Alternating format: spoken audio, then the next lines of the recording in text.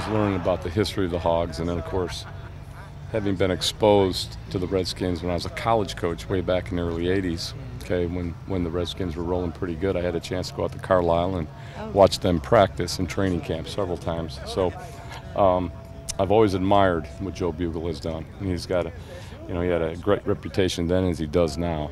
And he's been kind of a mentor in a lot of ways, watching his film and watching what he's done with the players over the years. And we're trying to emulate that and trying to carry on that tradition here and try to live up to the standards that they've established. Bill, when you go to a new place, how do you mesh what you know and you used to run at a different place with what the coach wants to run in that place that you're new to? Well, first off, I'm fortunate enough to be around a great staff, great group of guys, with Jay and Sean McVay, and of course having worked with Matt Callahan in New York, and Wes Phillips in Dallas, and Randy Jordan, who was a player of mine and a coach for me at Nebraska.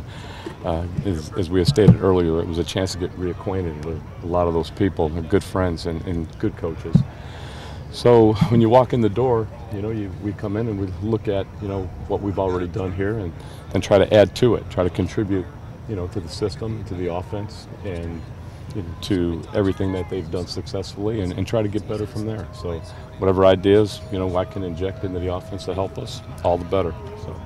Bill, so much of the talk. I'm sorry about that. So much of the talk has been on you guys running a more power scheme, but it seems like you certainly mixed things up in Dallas last year, mixed things up so far here from what we can see. Do you think that really is the kind of the key to having a dominant offensive line where a defense might not know whether you're running power, might not know whether you're running zone, that type of thing?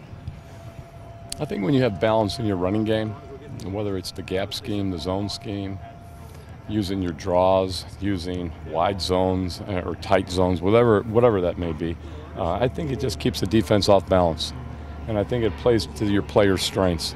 That's what we've tried to do here, try to play to our players' strengths. So I've been flexible. Going back to this gentleman's question about what you do when you walk in the doors, you look at the players first and what they do best, then you fashion the system around their strengths and their skill levels, and that's what we're trying to do in this OTA and this minicamp session. Given that you walk in the door and inherit a certain number of players, what is the benefit from your perspective of having draft picks, of particularly first-round draft picks to work with over time in assembling a line like you did in Dallas? And I assume there's an appeal to that as a coach. And what are you seeing in Brandon Sheriff so far? Well, anytime you can get a top-level talent in the early rounds, it helps your situation. And of course, in ours with Trent being a first-rounder and Brandon being a first-rounder, that just adds to the value of your offensive line. And if you're going to put resources into any area, I think the line's an important area to do so. And so they have to protect the edges. They got to provide, obviously, the opportunities for the runners in the running game.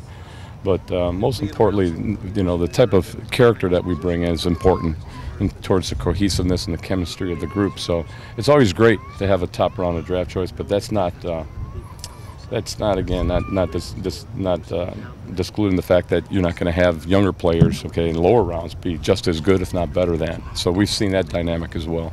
Coach, the way you approach it every day, and it looks to us like you're having a blast out there. Are you, and how important is it for your players to get that vibe from you? Oh, I love it. Absolutely love it. And I look forward to practice every day. There's nothing like it. I'm just an old school ball coach. And these guys, they've worked hard. They've worked extremely hard, and to their credit, I'm really proud of them. And they're a good group of kids. They've studied hard. They've prepared well. The work ethic has just been tremendous. I couldn't ask anything more from them. They've been unbelievable in that respect. So we're going to continue to grow and build and try to get better and improve every day. So it's been a lot of fun so far. Does that love ever wane? What keeps you doing it the way you do it every day? Oh, I love it. It's because I have a passion for this game. I love the game and what it stands for. What it's all about. What it brings to the table and what it gives to a person and what they learn from it. I just think it's a great situation to be in for them, and obviously I'm very fortunate to be around them as well.